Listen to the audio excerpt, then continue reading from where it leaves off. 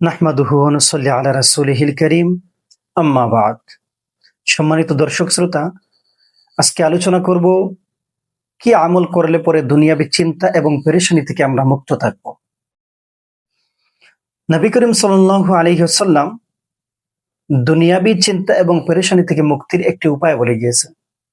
সুনানের কিতাবগুলোর মধ্যে মারফু সূত্রে বর্ণিত আছে এবং আবু দাউদের মধ্যে মাওকুফ সূত্রে বর্ণিত আছে।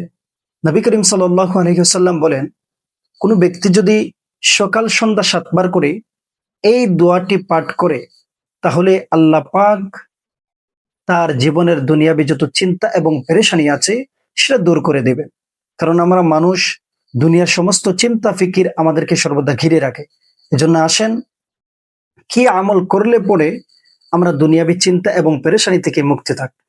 নবী করিম সাল্লাল্লাহু আলাইহি ওয়াসাল্লাম বলেন, হাসবিয়াল্লাহু লা ইলাহা ইল্লাহু আলাইহি তাওয়াক্কালতু ওয়া হুয়া রাব্বুল আরশিল আযীম।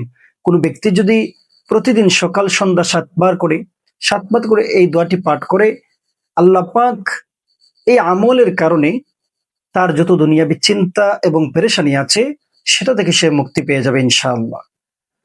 এজন্য সকাল সন্ধ্যা ৭ বার করে এই দোয়াটি পাঠ করতে হবে। এটা কুরআনুল কারীমের একটি আয়াত, সূরা তাওবার শেষ আয়াত। হাসবিয়াল্লাহু লা ইলাহা ইল্লাহু আলাইহি তাওয়াক্কালতু ওয়া হুয়া রাব্বুল আরশিল আযীম। আমি আবারও বলছি, হাসবিয়াল্লাহু লা ইলাহা ইল্লাহু আলাইহি তাওয়াক্কালতু ওয়া হুয়া রাব্বুল আরশিল আযীম।